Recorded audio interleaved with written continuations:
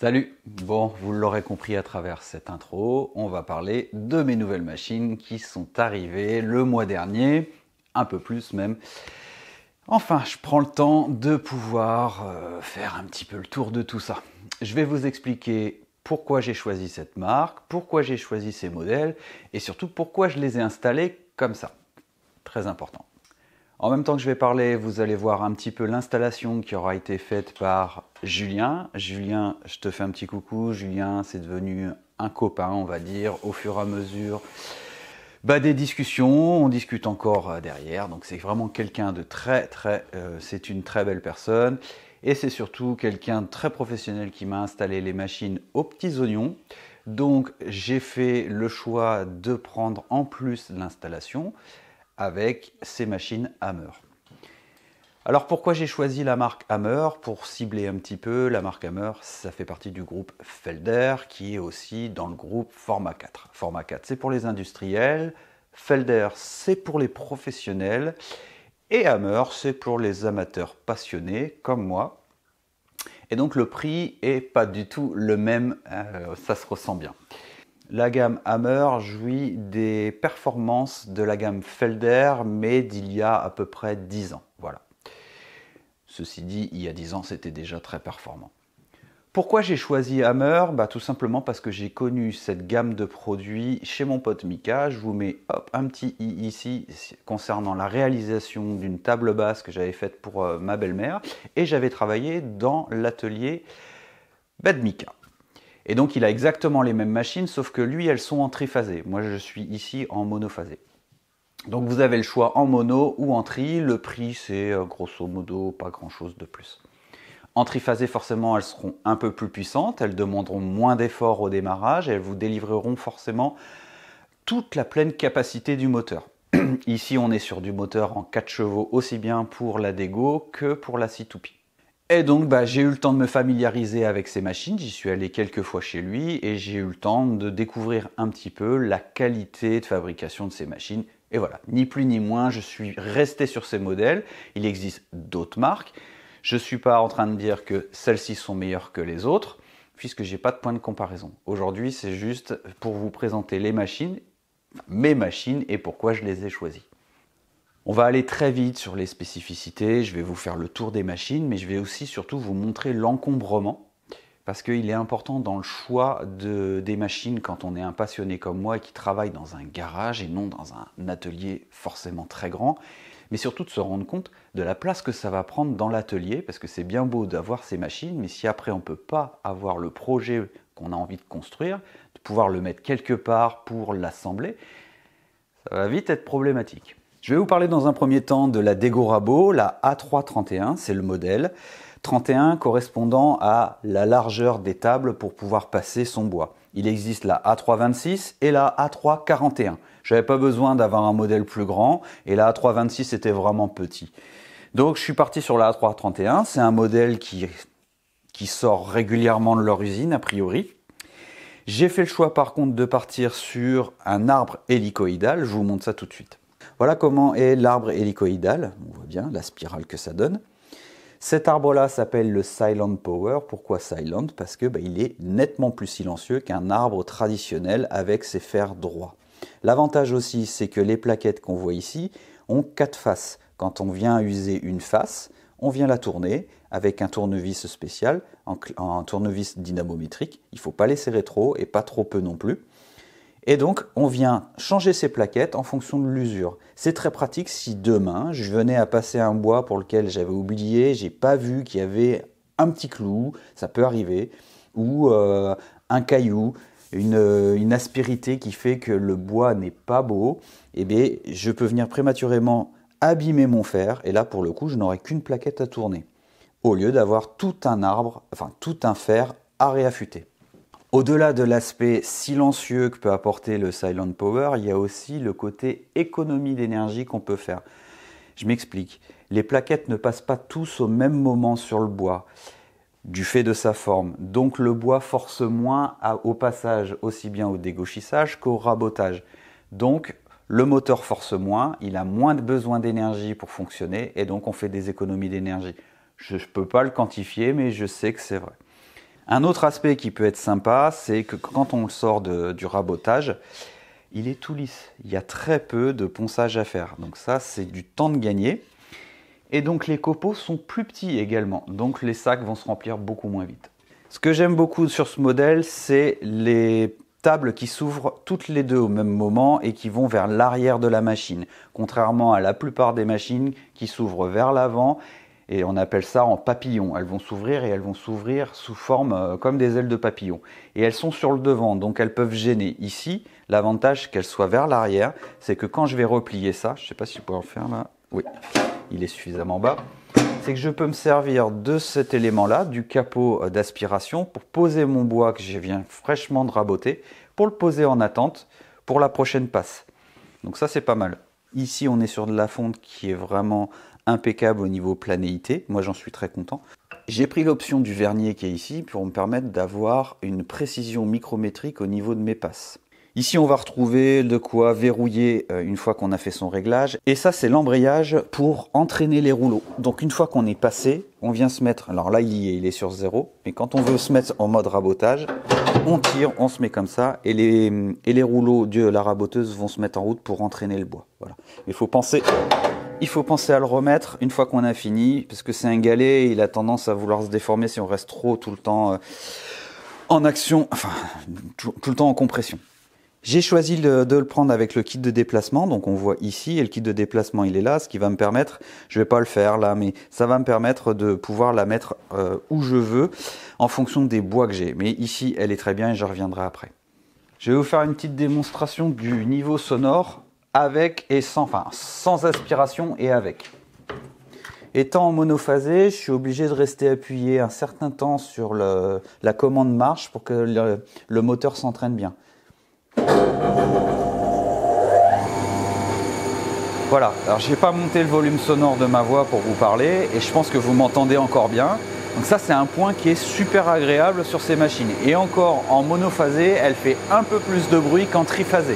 Il y a un petit sifflement qui est un petit peu plus perceptible contrairement au triphasé. Là, je vais mettre en route mon aspiration pour vous montrer la différence. Avec l'aspirateur, c'est généralement l'aspirateur qui fait plus de bruit. Et encore, le mien ne fait pas trop de bruit. Voilà ce que ça donne avec.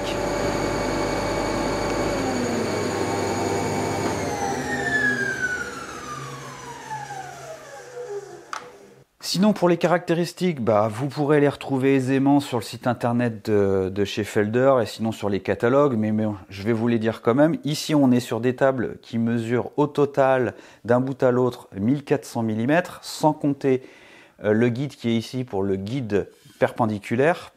Et on a une profondeur grosso modo avec, quand on est comme ça, avec le capot ici réglable plus l'arrière, on est sur 80 cm. On voit ici les deux trous présents, c'est pour pouvoir rajouter une table de sortie quand on a des grandes longueurs. Donc si on en a vraiment besoin, on peut rajouter une table de sortie, c'est un accessoire.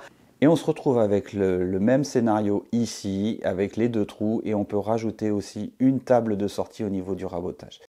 Voilà, je pense qu'on a fait le tour des gros rabots. Pour les caractéristiques supplémentaires, vous pourrez regarder sur le lien que je vous mets en description. On va passer sur la scie toupie, donc c'est vulgairement une scie sous table qui se trouve ici, avec une grosse défonceuse sous table qui serait ici, mais bon, c'est une toupie avec des porte-fers, mais on peut utiliser aussi, donc je disais, on peut utiliser aussi des fraises de défonceuse avec cet arbre-là, c'est un arbre interchangeable. Et ici, on voit qu'il y a une pince, c'est une pince de 8 et j'ai pris une pince de 12. Donc je peux me servir de la toupie comme défonceuse sous table. Le modèle, c'est une B3 Winner et elle a l'option confort. L'option confort va me permettre d'avoir un chariot qui va être plus grand, il fait 2 mètres de long. Et j'ai le chariot d'onglet qui est ici, avec son bras articulé, qu'il n'y a pas sur la B3 classique, la B3 Winner classique. On a aussi ce qui va permettre de guider le guide parallèle de la lame qui lui est rond plutôt que carré et il offre plus de facilité pour se mouvoir. On a aussi la possibilité d'avoir le petit réglage micrométrique ici pour bien affiner le réglage précis qu'on veut par rapport à la lame pour la bonne découpe. Donc j'ai pris ça aussi également. On a une capacité de coupe en largeur de 800 mm. On a une capacité de coupe en hauteur de 9,5 pour ici, puisque je suis en diamètre 300. Et si on se met en 315, on aura une capacité de coupe en 10 cm. On peut aussi mettre une lame en 250, ça il n'y a pas de problème. Et d'ailleurs la lame en 250 va permettre de mettre la deuxième petite lame qu'il y aura ici, c'est un inciseur. Donc je disais, en mettant la lame de 250, on pourra mettre le petit inciseur qui normalement est prévu là-dessous. Et l'inciseur va permettre de faire une petite incision, une petite toute première découpe dans du panneau de mélaminé à faible profondeur pour ensuite que la lame fasse son boulot et vienne découper. Ça évitera les arrachements. La lame de l'inciseur, elle tourne à l'inverse de la lame de découpe. Cette machine en est dépourvue. J'ai fait le choix de ne pas prendre d'inciseur puisqu'il y a d'autres possibilités. On peut partir sur des lames à gouge. Et je vous montre tout de suite à quoi ça ressemble une lame à gouge. Voilà comment elle se présente. Ici, on a une plaquette qui est droite. Je ne sais pas si on va bien voir. Et on a une plaquette trapézoïdale. Ah, j'ai réussi à le dire du premier coup, tiens. Et donc, ça va offrir une parfaite coupe sur du mélaminé. C'est intéressant. Donc, ça existe. Il n'y a pas forcément besoin d'avoir l'inciseur. Si vous le voulez et que vous l'avez, c'est tant mieux pour vous. Si vous ne l'avez pas, on peut faire autrement. Ici, c'est le panneau de contrôle pour mettre en route la machine. Et puis, on aura le sélecteur pour choisir qu'est-ce qu'on veut démarrer. Donc ici, on est sur la lame. Et après, de ce côté-là, on est sur la toupie. La toupie, le sens conventionnel. Et on peut le mettre dans l'autre sens. C'est pour ça qu'il y a un petit attention. Ce n'est pas un sens qui est préconisé. Mais si on a besoin de faire des passes un peu particulières, elle a la possibilité de le faire. Cet emplacement de on-off est très mal fait, je trouve, à mon sens. Il aurait été préférable de le faire ici. Et d'ailleurs, c'est peut-être pour ça qu'il y a cette option. Et je me demande si je ne vais pas le faire parce que je n'aime pas du tout le fait que le on-off soit ici. Et je m'explique pourquoi. Une fois qu'on a son chariot qui va être occupé par un panneau ou un morceau de bois suffisamment large pour venir le découper, donc on a besoin de tirer son chariot le plus loin de la lame, évidemment. Donc notre panneau va prendre tout l'espace et pour aller actionner, eh bien, il faut aller se contorsionner ou même des fois passer sous le chariot pour aller le mettre en route. Donc il est préférable, enfin moi je dirais qu'il serait préférable qu'il soit de ce côté-là. Est-ce que je ne vais pas le faire? C'est fort possible. Le chariot se coulisse vraiment super bien. Là-dessus, aucun problème. Et encore, on n'est pas sur la dernière technologie, la technologie qu'offre Felder, le X-Roll, qui lui permet d'avoir vraiment une stabilité, une précision encore plus importante que sur celle-ci. Donc on a 130 cm entre l'extrémité ici et l'extrémité ici. Donc du chariot d'onglet, on a 130 cm et on a 80 cm de coupe, je l'ai dit tout à l'heure.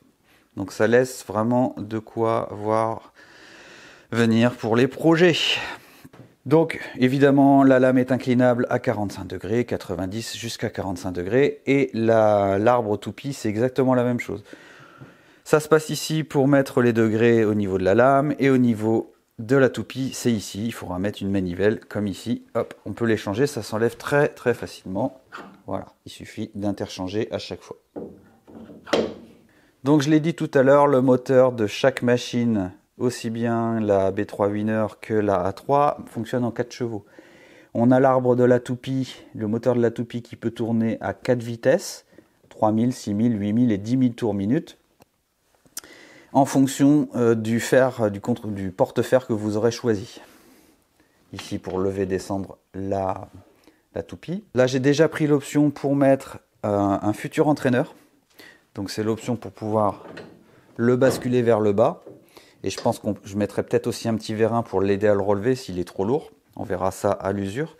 Et donc j'ai déjà le positionnement. Plus tard, je viendrai mettre un entraîneur pour la toupie plutôt que ça. Un entraîneur, c'est quoi? C'est un moteur avec des galets. Pour mon cas, je vais choisir celui avec 3 rouleaux. Et c'est les rouleaux qui viennent entraîner le bois. Et donc vous ne mettez pas vos mains. Ça se passe de façon sécuritaire, beaucoup plus. Enfin, voilà, c'est quand même souvent un outil qui fait un peu peur, la toupie. Donc, si on peut le faire, autant le prendre. Bon, et la mémère, elle pèse son poids, elle fait 400 kg. Celle-ci, j'ai plus le poids en tête. Voilà, on la déplace pas comme on veut. J'ai pas pris le kit de déplacement pour celle-ci, puisqu'elle sera toujours à demeure. Et je l'ai décidé de la positionner ici. Pourquoi? Je vous explique. Donc il faut bien imaginer qu'avec mon chariot, et surtout celui-là, puisque j'ai un chariot de 2 mètres, il occupe de l'espace avant l'entrée en lame, ici. Donc on voit bien jusqu'où il va, et on voit bien que cet établi, il gênerait à force. Donc déjà l'établi, un jour, je vais le mettre comme ça, et je vous expliquerai aussi après pourquoi. Et donc aussi, il y a le même en sortie. Ça paraît évident, hein, mais il faut y penser, c'est tout. Voilà, je suis allé au plus loin que je pouvais. Je peux m'approcher encore plus de la porte, mais il n'y a pas vraiment grand intérêt. Et ce que j'ai fait aussi, je vais vous rapprocher. J'ai fait en sorte de surélever la machine avec des cales en bois pour justement passer un peu au-dessus du guide qu'il y a ici et surtout au-dessus de la table. Si jamais j'ai mon panneau, je ne veux pas être embêté. On voit que l'arrêt se fait à ce niveau-là. Je peux encore reculer un petit peu. Je ne serai vraiment pas gêné. Voilà.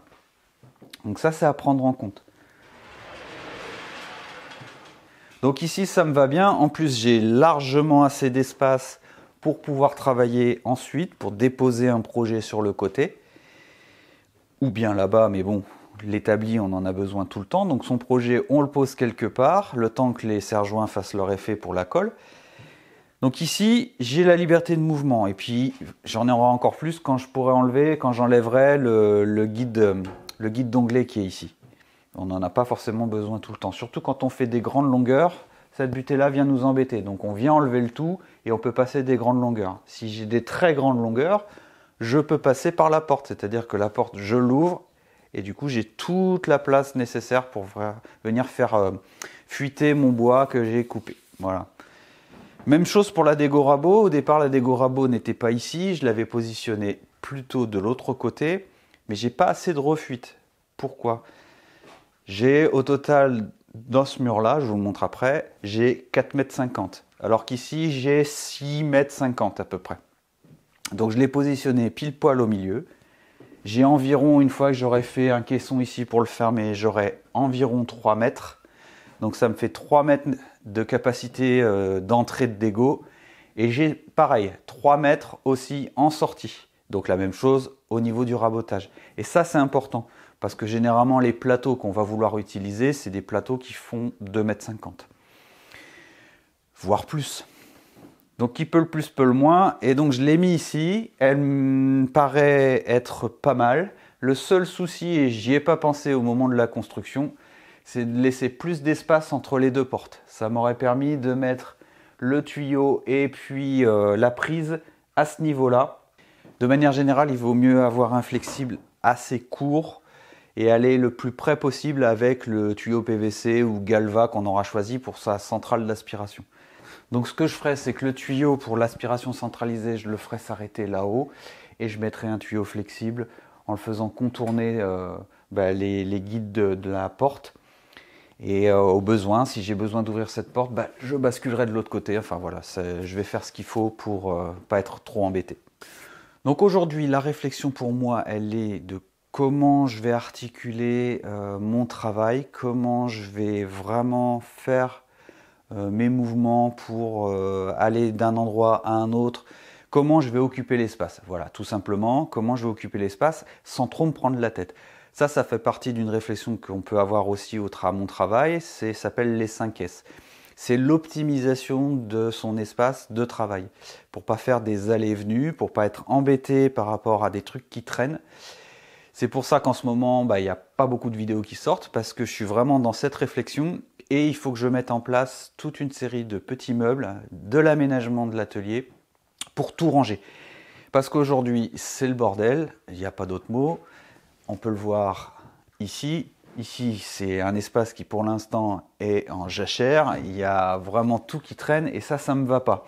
De l'autre côté, c'est la même chose. C'est dans son jus. C'est normal en même temps puisque je rentre tout doucement dans cet atelier.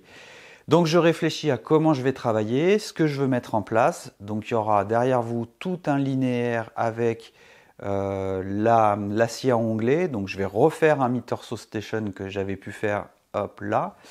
Bien que le meuble soit là, mais il va rester ici, celui-là. Et je vais en faire un autre avec soit des tiroirs, soit des placards, les tiroirs étant très pratiques. Les placards, il faut aller jusqu'au fond pour aller chercher ce qu'on a à chercher. Donc ça dépend ce qu'on veut ranger. Donc tout ça, ça se réfléchit avant parce que le bois coûte très cher. Donc voilà. Ce qui va se passer aussi, c'est qu'il faut que je pense à la hauteur de chaque machine. Il va falloir du coup que je fasse la même hauteur que la machine qui est ici. Parce qu'il ne faut pas que je vienne buter à la fois quand je vais venir couper avec la scie à onglet et à la fois si je mets un panneau au niveau de la scie toupie. Donc ça, c'est à prendre en compte. C'est pas gênant, c'est une bonne hauteur, je trouve. La scie à onglet, elle va plutôt être à ce niveau-là, je pense. Elle sera plus basse pour avoir son plan de travail à la hauteur de la découpe, au niveau de ça. Cette longueur-là, elle sera finalement beaucoup moins importante. Je vais laisser, je pense, 80, ça suffit. Et c'est surtout les longueurs ici qui m'importent. Donc voilà pour ici, je vais faire tout un linéaire, un rangement. De ce côté-là, ce sera ma zone de travail. Enfin, tout ça, vous allez pouvoir le voir au fur et à mesure des vidéos que je vais vous présenter. Et puis, pareil, de l'autre côté. De l'autre côté, il va falloir que j'aménage tout ça. Il faut que je dégage le caisson de la graveuse qui est là. De toute façon, je pense qu'il va venir ici. La défonceuse sous table, est-ce que j'en ai encore besoin? Je ne sais pas. Tout ça, je vais le voir à l'usure. L'aspirateur, lui, de toute façon, il va dégager. Il va partir dans la pièce qui est à côté. Et je vais faire toute une aspiration centralisée. Je ne sais pas encore avec quelle matière. Mais je vais faire une aspiration centralisée.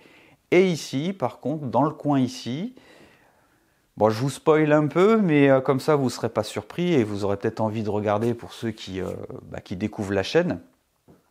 Il va y avoir une CNC. Voilà, j'ai réussi à décrocher un partenariat avec la marque Mechanica qui va me fournir une CNC. C'est une CNC qui va me permettre d'apprendre à m'en servir et elle sera complémentaire à la graveuse laser. La graveuse laser, je pense que je la mettrai en dessous. Donc le caisson va se transformer et je vais faire un caisson étanche avec une aspiration parce que ça en fout partout, ça embaume tout l'atelier. Donc voilà, ici, vous êtes spoilé, mais il y aura une CNC qui va venir dans le coin ici. Pareil, elle sera raccordée à l'aspirateur. Donc voilà, tout ça c'est en réflexion. C'est ce qui fait que encore aujourd'hui, les vidéos sortent pas fréquemment, moins fréquemment qu'avant. Mais pour ceux qui sont sur Instagram, et je vous invite à me rejoindre, ils ont plus de contenu. C'est plus intéressant d'aller sur Instagram. Pour moi, c'est plus facile aussi. J'ai pas de montage vidéo, donc je vous partage un peu au jour le jour mes réflexions, l'avancée de chaque projet. Voilà. Donc, venez sur Instagram. Donc voilà, la vidéo c'est un petit peu éparpillé entre la présentation des machines et l'aménagement ou le futur aménagement de cet atelier, mais parce que ça fait partie d'un tout. Je n'avais pas juste envie de vous montrer les machines pour vous montrer les machines, ça n'aurait pas vraiment de sens, quoique ces machines-là, on les voit travailler, mais finalement on n'a pas trop de descriptif sur les machines, et surtout sur qu'est-ce que représente sa taille par rapport à mon environnement. Donc encore une fois, l'aménagement, la réflexion que vous pouvez avoir, elle est importante.